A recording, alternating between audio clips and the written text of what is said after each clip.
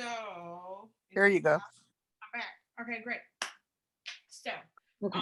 this was supposed to be a 4-part series. It's supposed to be with my lender. He asked that we revamp it a little bit, but my goal was to get it done. And so I said, let me start the first session as a virtual session. I will think about hosting the other pieces in the next concurrent weeks. But he and I are supposed to get together in November, and we're going to host a session where you can do a video live. He is offering videos for people and all of that good stuff to make you really be able to put your package together and get it out there. This is a starter for those who want to video, who want to grow their business. Just some tips and tricks that I've learned along the way in this video walk. So I will share my screen. And we can go through the moments. So, how to video. This is for small business owners just growing your business on social media platforms. I do not encourage one platform over the other. My point is do what you work on. If you're going to be on it and you're going to be committed to it and you actually like it and understand how to use it, that's the social media platform I want you to use. Don't use anything because anybody else says do this or do that. I just have my preferences and I work with them and I just keep it moving. That's just how my life is. So, the first thing is, have you ever recorded a video and your face was stuck in the beginning of the video and you were like, Lord, why is my face like this? I'm stuck in the middle of talking. Cody.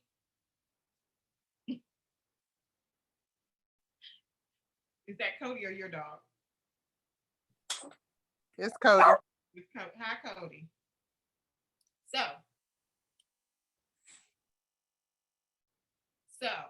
the one thing I'll tell you is, I hate when my face is stuck in me speaking in the middle of a word, and that's how the video is frozen when it's presented on a different social media platform. I was shown thumbnails. Thumbnails are like amazing. So I will tell you, I'm a Canva girl. I will put everything in Canva. These slide presentations were done in Canva. Canva is somewhere you can go and you can create thumbnails that are appropriate for YouTube. They're appropriate to upload with your videos and mesh them together to create a smooth transition from the front picture, which is what you're looking at right now, which is a thumbnail, to rolling straight into your video. So when you are on YouTube, Facebook, this is usually what they see first, and it immediately goes into your video. It's just so you don't have the frozen face. And I'll tell you what I love about thumbnails. Thumbnails are literally your introduction to people. If they're not sure if they want to click on your video, thumbnails create interest. This is a simple one for me. This is very basic. Usually thumbnails, the one thing I would advocate for people to do is to make the font big. Make it bright colors, nice big picture of yourself. Something you could be animated in the picture, whatever you choose to do. Canva makes it super easier for you to upload these pictures. But one thing I want you to do is to be very animated. Maybe the piece that you're talking about, the thing you're doing, could promote someone to want to click that picture. Bright colors, like I said, big font, not a lot of words, because you want them to catch this picture, see it, read a little bit, and want to jump in. One thing I've been told is 4 to 5 words, great big font, once again, nice bright colors, catches people's attention. If you're trying to write a whole paragraph on a thumbnail, no one's interested. People don't read. They love pictures and they love video. The intent of video is to stop the scroll. People scroll through every social media app that they come across, and that's why video changes the game. If it's not a crazy picture, it has to be something that engages people, and people's attention span is usually cut off at the first 3 seconds. If you start a video with, hi, my name is Bob, boring, What are they doing? I'm not interested. You have to stop them. So this particular thumbnail features a conversation that most people have. And if everything is relatable to real estate, it's because I'm a real estate agent. One thing I'll tell you is just like relate it to whatever your business is. So in this particular thing, one thing I want to do is to grab someone's attention. So how do I stop them? In this particular video, I wanted to catch the attention of people who are riding around looking at new construction homes, because I know I can get them, I know I can help them buy new construction homes, but they may not know it. So my first thing was to say, stop. How do you grab their attention? What is the thing that you can talk about in your sphere that will stop someone and make them say, oh, well, that's a good point. And once you stop them and tell them, hey, this thing is happening, how do you solve their problem? Because usually it's a pain that you're identifying with for them that will help them. You have to figure out what the pain is, solve the pain, then introduce yourself, and then tell why you would be the best person for them to come to help further any other remedies that they may need. So my thing is, why hire an agent? Because that's the big question. You walk into a new construction place, they will tell you in a heartbeat, you don't need an agent. So I'm gonna tell you why you should hire an agent. And that's what that thumbnail does. Why is it absolutely this is the essential video. to hire an agent when buying a new construction home? This video will guide you from the common pitfalls of designing your dream home alone and why you want an agent in your corner, protecting your best interests. Hi, my name is Lisa Pinder with the Pinder Group. And a key concept that agents need to understand and communicate to our clients is that many buyers think they can get the best possible deal by going straight to the builder or the builder's sale rep and cutting out the buyer's agent. This is not the case, and actually, it is quite the opposite. Walk-in traffic to them represents only one possible sale, but a sales agent represents several possible sales, and therefore, builders agents are more motivated to give the best deal to the buyers who use good sales agent. Every agent has their strengths and weaknesses. Our strength is new construction, particularly associated with the negotiating on behalf of the buyer. Let me take a second now to encourage you to subscribe to my channel and check out my other videos linked in the description. It is amazing to see a family pick out the community they want to live in, with the schools that best suit them, a commute to work, or the neighborhood that will improve their life and make every day amazing. It takes a particular type of agent to transcend the traditional MLS approach to find the perfect home. I have compiled my top 5 reasons why you should have a buyer's agent in your form when shopping for new construction. The first one is simple. An agent costs nothing extra. And like I said before, working with an agent can actually encourage the builder to give you more upgrades and perks. Secondly, when you are shopping. So just a little bit about that video. Like I said, we are here to figure out what to say, how to catch people's attention, and how to turn them into our direction and become the resource and the knowledgeable person in our field. What are the things that we do to capture their attention? One thing in that video, I will tell you all, I am not perfect. I don't make perfect videos. Probably any video you pull up of me will have errors and me pausing and holding my breath or thinking things through while I'm reading, because I am reading. This is a script that rolls up in front of me most times. So I tell people all the time, my favorite thing is to say, please don't get caught up in being perfect. Done is better than perfect. That is my favorite saying of all time. Done is better than perfect. Finish the thing, get it out, because it won't happen if you keep looking over it, trying to stop, taking a deep breath. Oh no, I didn't say it right that time. No one cares. They really just want the information. That's all that happens. They really want the information. I was, no comment. The time that I fell off the table, the time that I had brain freezes and I stutter and I just roll my eyes up into the air and I'm like, yeah, I don't know what I was saying again. Blah, blah, blah. You have a lot of blah, blah, blahs. Blah, blah, blah.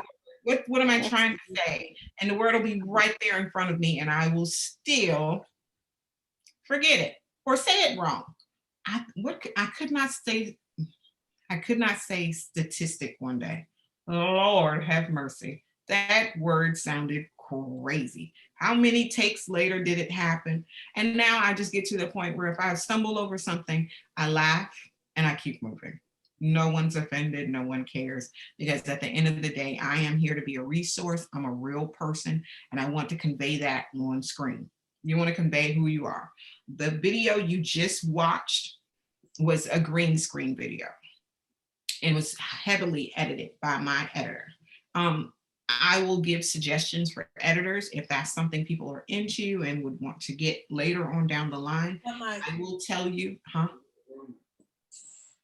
I will tell you that it's super. So one thing a lot of people were going away from, they were very, very into green screen at one moment. It was the thing to do and it's amazing. Now people want the natural person. So most times when I do video, this is usually my backdrop, or a plain wall will be my backdrop, or me outside somewhere will be my backdrop. Wherever I am, where in my car, it really doesn't matter. It gives the impression, the person the ability to say, I know you, I can identify you, you're a regular person, you're sitting there, you're talking and you're doing these things in regular spaces. So a lot of people get caught up in ordering the green screen, having the green screen. I do a little mixture of both. I do a lot of natural and then I do a lot of green screen videos. So if somebody is thinking about, hey, I need to get a green screen before I start, that's not the case. So to go back into, yes, ma'am. You on want mute. to unmute? Thank you. So 2 questions. Should I just take note of all of my questions and save them for the end, or do you want me to ask like now as it's going We on? can say What works better? We can do them at the end. That's cool. We can do them at the end. Okay. So I'll type it up. Okay. Thank you. So my question, everybody asked me, what do I say? I don't know what to say. I don't have scripts. I don't have things. There is such a wealth of knowledge of what you can share with people. Like I said, first thing first, we need to identify the pain. What is the thing that we can help someone with? That's what separates you, when you identify what people really, really are going through and dealing with. We're in the middle of, are we still in the middle of a pandemic? Well, let's just say we're still here.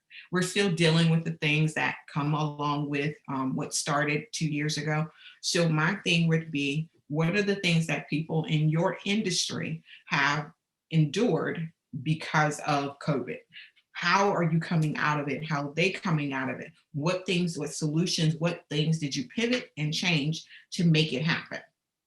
So you identify the pain, what is currently happening, and what do you know?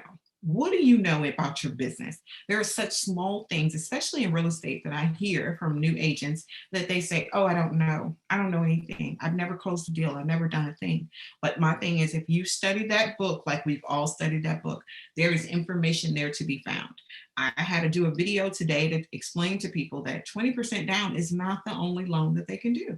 There are so many things that you know as an agent that you can share with people, whether you sold a house with someone, helped someone buy a house, whether you bought a house. There's so many little tricks, tips and tricks that we all know that we should take into consideration and share with people. You just never know what the thing could be. I know one of our agent friends shared a tip about your insurance policy, how you can call and give updates on the things that have been changed in your house. The video was a hit because people didn't know these things. I didn't even know these things. I didn't know every time I updated something in my house, I should share it with people. So that video was a hit. It was just her sharing the information that she found out. And how do you start? First of all, make sure you get their attention. Don't start by introducing yourself. Start by the thing that is attracting you to create this video. That will be the thing that will stop them in their tracks, because they're going to want to hear about it. And how long of a video should you create? There are several different platforms that make it very attractive to stay under a minute. If you do that minute video, there's so many different ways you can share it. And repurpose it. That's a big thing in our industry, is repurposing the videos. If you create a video, you should be able to put it on several different platforms in several different ways, so more people can take advantage of seeing it on a consistent basis. And that's my favorite part of this thing. The consistency of this will grow your business. If people can expect to see you almost like a TV show every Monday, Wednesday, and Friday, by 7 o'clock, they know you have a video up. That's where the gold is. It's not just the fact that you create one video, it's the fact that you continuously show that you are a resource and you have an abundance of information to give. So do you script these things out? Do you write out, do you brainstorm ideas? Do you do bullet points to get your day going? I personally do 3 to 4 videos a day. That's just how my day goes. I start on TikTok, I go to Instagram, they instantly go to Instagram, and later on in the week, I upload those videos from TikTok to my YouTube page to create consistency. Now, I do have a ton of other people working on my behalf to make sure that I have consistent videos going out, more so on the basis of me doing TikTok, because my TikTok world is very free-flowing. It's very relaxed. It's not as strict and rigid as the video you saw previous. So people say, oh my God, I don't have all of the things that will help me in creating videos. I don't have a fancy camera. I don't have all of the things, the lights, the blah, blah, blah. I don't have a studio space. You don't need any of that. You need just small, a clear wall. And I'm going to show you a quick example. That wall is considered a clear wall. If I stand in front of that wall and I have a little clear space on either side of me, my editor can work with that. That's all you need. You have a phone. I have an iPhone 13. I have 3 cameras on the back. It's good enough. The thing that is the problem and has been for most people is the microphone. They need to hear you and they need to see you. So this is not the optimal lighting that I would want to record a video in. It's not as bright as I would want it to be. I would advise you always look for natural light, stand by a window, bring in tripods, bring in lights. So one of my favorite lights, and it's a big one for me. Don't know who else would care, but this is one of my favorite lights. Let me show you. So this is the big boy I use. When I plug this bad boy up and stand in front of it, and just so you know, this piece is where my phone goes. When I'm reading off of the teleprompter, my phone is here.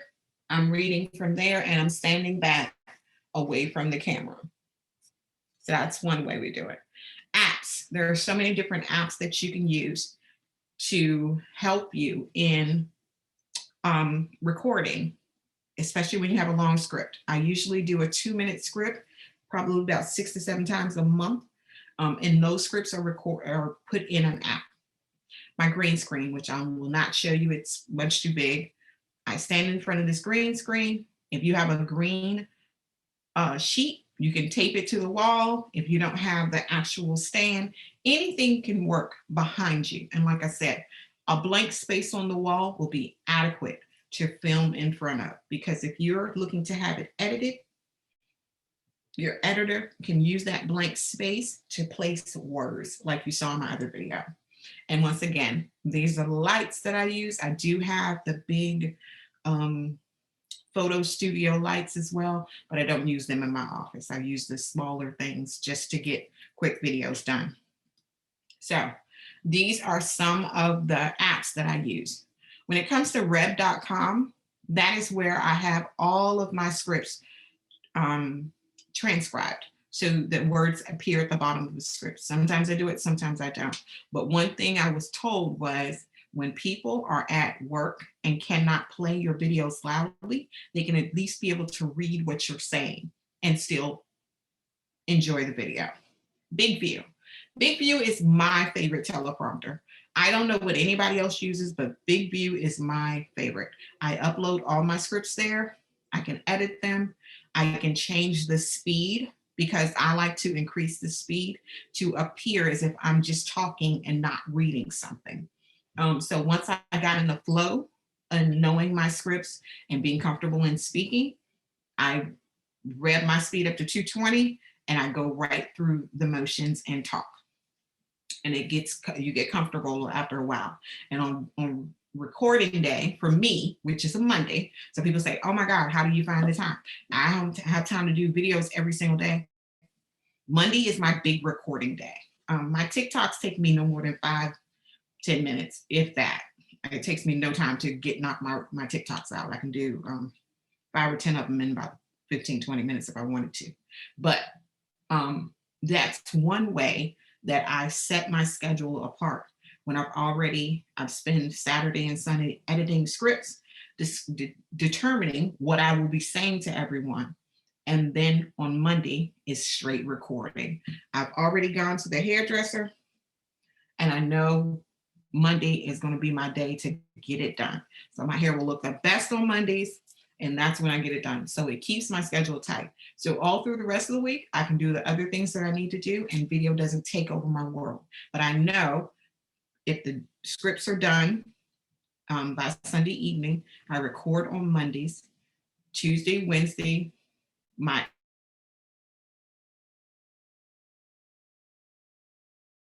editor has to see, and Friday, my assistant starts to upload them. So they start to drop in a consistent manner, because that's the part. Consistency is the thing that's going to save the day. So I'll tell you a little bit about what I have here. So we have the selfie stick, the tripod. It has different heights. So if you're sitting down, if you're standing, you want to make sure you have one that's tall enough to be in front of you when you're standing or sitting. I like ones that I can prop up in the middle of my car, sometimes on the dashboard when I'm on a fly and I'm making quick videos. I have several different versions of tripods. This is the green screen, and it shows you the little clips so you can stretch the screen out, because it's very important that the green screen, you don't want it wrinkled up. You want it to be smooth behind you so it doesn't give you a wavy look behind you when the editor comes in to drop new video or footage behind you. These mics, they are super awesome. I'm obsessed. Let me see. So I have them, and I drop them in my bag when necessary, and we go and we record. We don't hesitate. Why I have a piece of it and the rest of it, I don't know. That's crazy. But this is the little piece. It clips into your phone at the bottom, and you get the ones that are for your iPhone and whatever it is, whatever type of device you use. If you use a Android, bless your heart. But anyway, you make sure that you get the pieces that match to the phone that you have. So the bottom piece here is the piece that goes into the phone. The mic clips to your shirt and they sync right up. Great sound, especially when you're out and about and your phone is away from you recording you and you need to be heard a little better, especially when you're out in the streets and traffic is behind you. You want to be very careful of that. So the other piece, like I said, when we make a video, hair ready, perfect outfit, what kind of shirt do you want to wear? If you're going to put on makeup, not my thing, but hey, do your thing, but bring your confidence, bring your energy, speak up loudly, enunciate, and make sure that you're looking dead at the camera, because when your eyes wander, people's eyes wander and they wonder what you're looking at. So be ready. Like I said, whatever social media platform you love, that's what you love. Use the one that you're actually going to go to and actually use and engage on, because engagement is going to be the thing that will take your business to a new level. When people know that you respond in a timely fashion, they're into it. As soon as people hit me up on certain apps, I try to get back to them immediately. Instagram is not my favorite. I use it, but I use TikTok the most. Facebook doesn't like me, so they kick me out every 2 months. So I use it, but I have to be very cognizant of where I am, what I'm logging in on to keep up with all of my messages. Because if someone is not your actual friend on Facebook, the message goes into a dark hole and you have to go find it. And usually I can only find it when I'm on my laptop or my computer, not with my actual phone.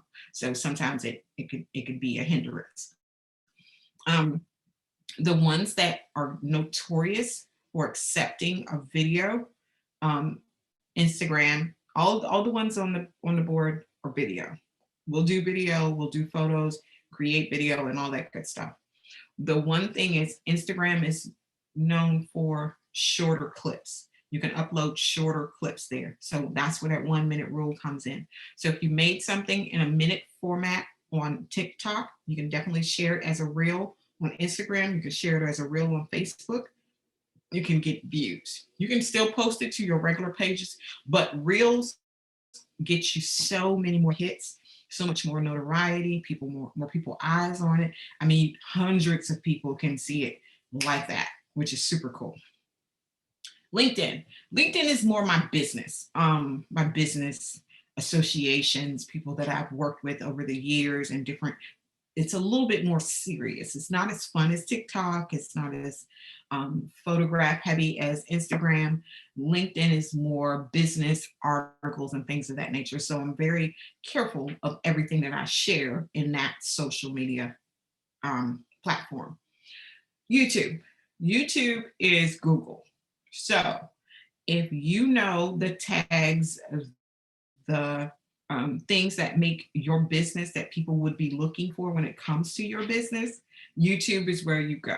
YouTube gives you the right to tag, and once people type in the search engine that word, that phrase, people will find your YouTube page. So when you think YouTube, always think Google. Google will bring,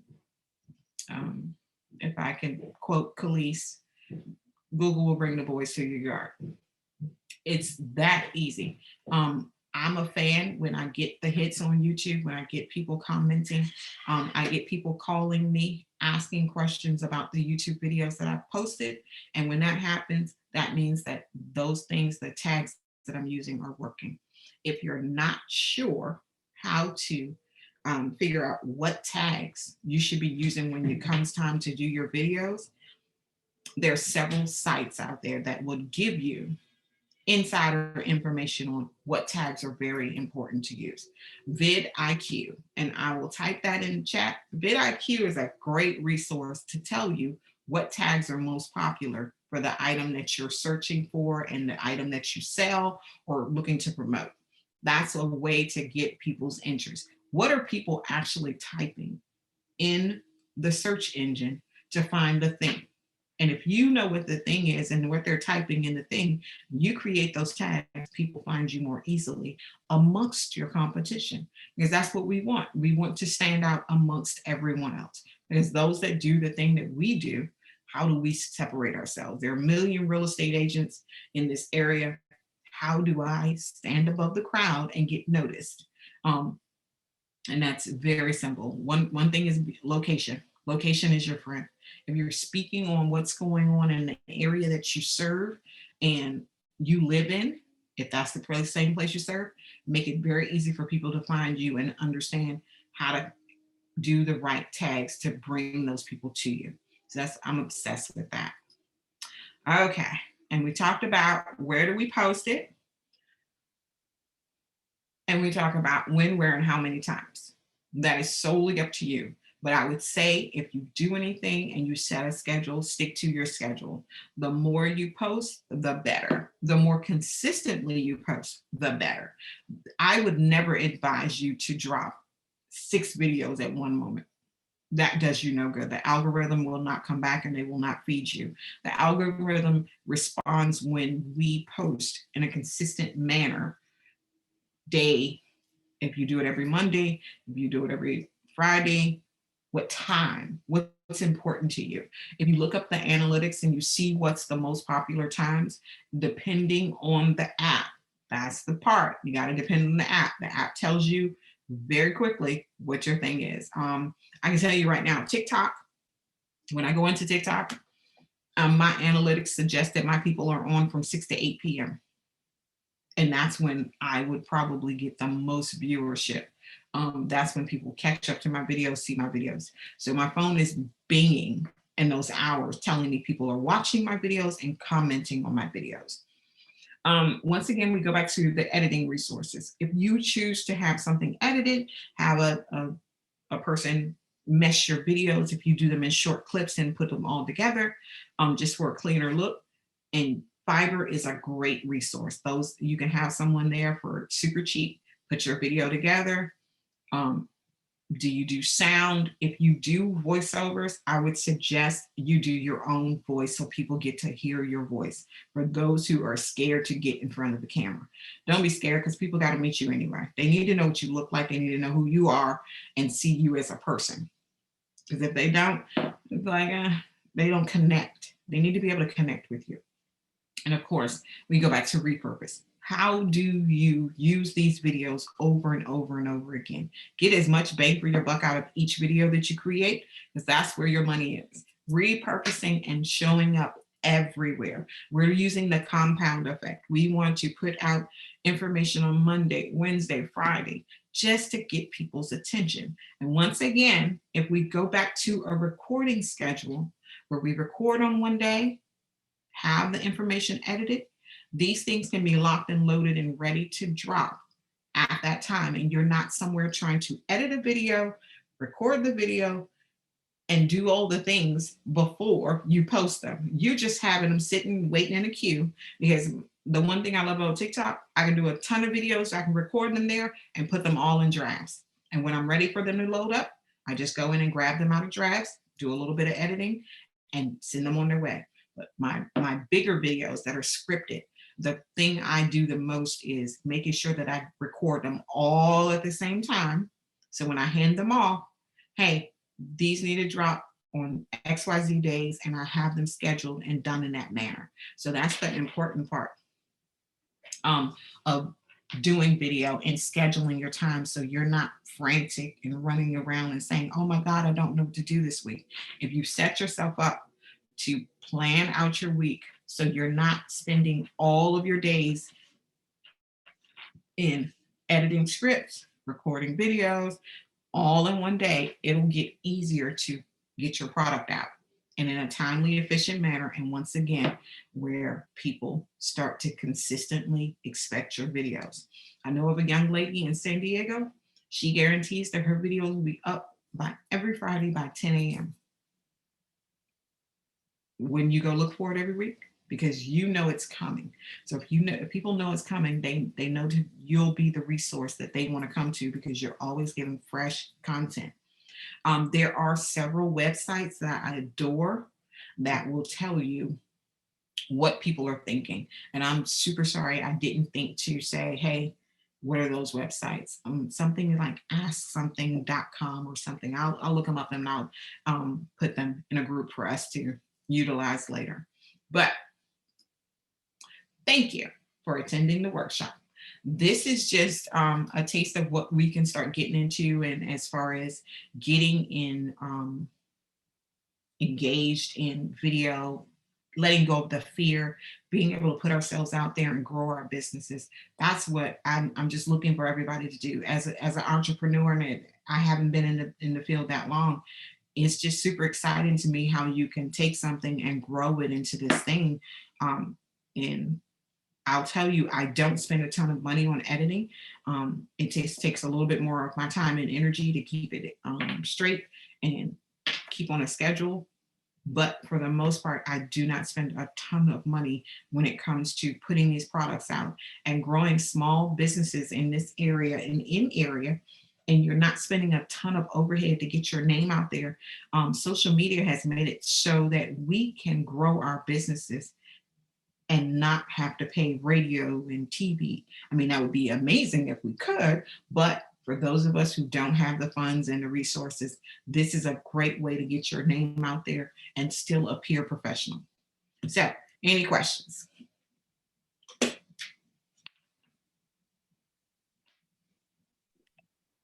No, you actually answered my question later on. So, What was your question?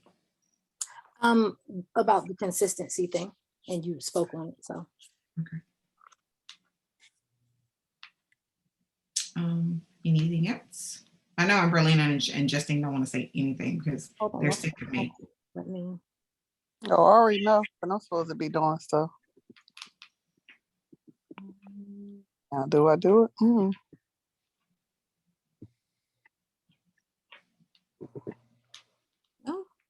that was the only question I had marked. Okay. Let's see. Okay. Huh? Got questions? No, I just I buy all the stuff. I got all the equipment, the green boards and everything. And per usual, I don't use it. The green board. Well, I mean, that was my thing. I feel like a lot of people get caught up in that and they don't. Then they say, oh, that's the reason why. It didn't do this, it didn't do that. That's really, not the reason why. The reason why is, hey, I don't want to be on camera. So, B has a video. She hasn't posted? Nope. Why? I had it edited and everything. She did not post it. I think I haven't posted. She was lucky I was feeling generous that day and didn't share it. Aunt V. Mm-hmm. If it's already done, what's the problem?